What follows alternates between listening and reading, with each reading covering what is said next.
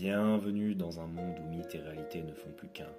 Ainsi, sur Mythos Realis, vous pourrez découvrir de quelle manière les mythes inscrits dans notre passé sont une source d'inspiration dans notre présent.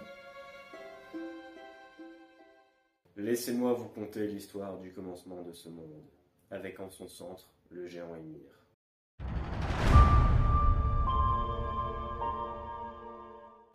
À l'aurore du temps vivait Ymir. Il n'y avait point de sable, point de mer, point de vagues rafraîchissantes. La terre n'existait pas, ni le ciel sublime, il n'y avait que le Ginnungagap. Mais il n'y avait pas d'herbe.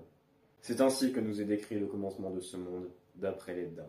Le Ginnungagap est un abîme profond qui fait office de frontière entre au nord Muspelheim, le royaume du froid et des brouillards, et au sud Muspelheim, le royaume du feu.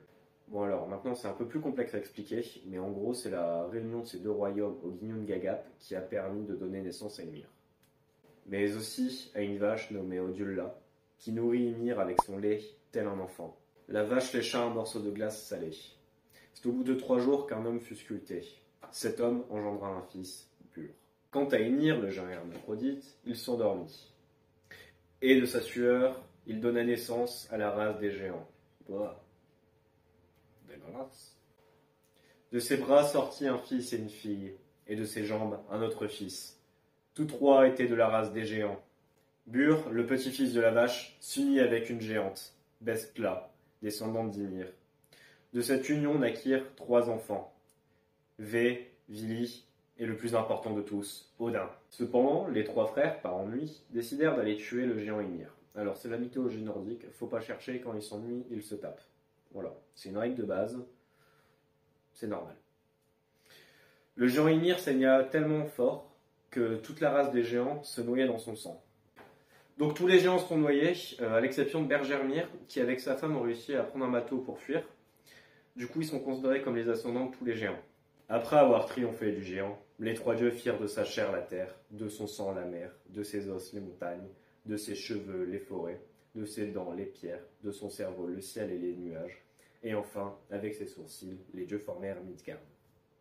Eh bien, comme quoi, tout est bon dans le Ymir. Voilà donc qui conclut cette première partie sur l'origine du monde d'après la mythologie nordique. Je vous laisse digérer ces informations, car la deuxième partie n'aura rien à envier à la première niveau contenu.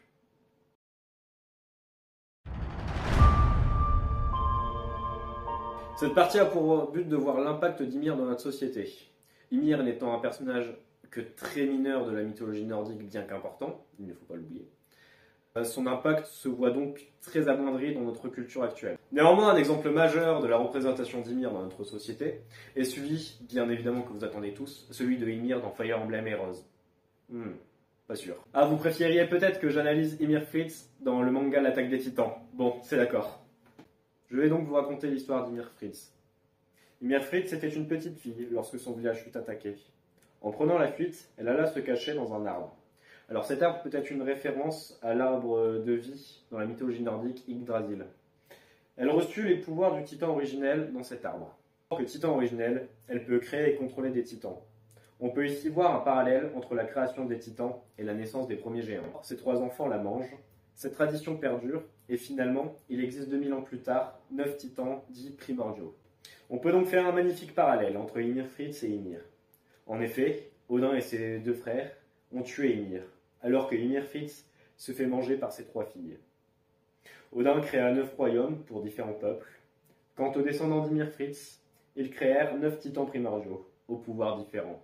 Isayama, l'auteur de Shingeki no Kyojin, ou l'Attaque des Titans pour ceux qui veulent parler français, a parfaitement réussi à adapter le personnage d'Ymir Fritz sans pour autant rester fidèle à la mythologie nordique. Voici donc qui conclut cette première vidéo sur la mythologie nordique. Une deuxième vidéo devrait suivre plutôt rapidement afin de conclure cet arc de l'origine du monde.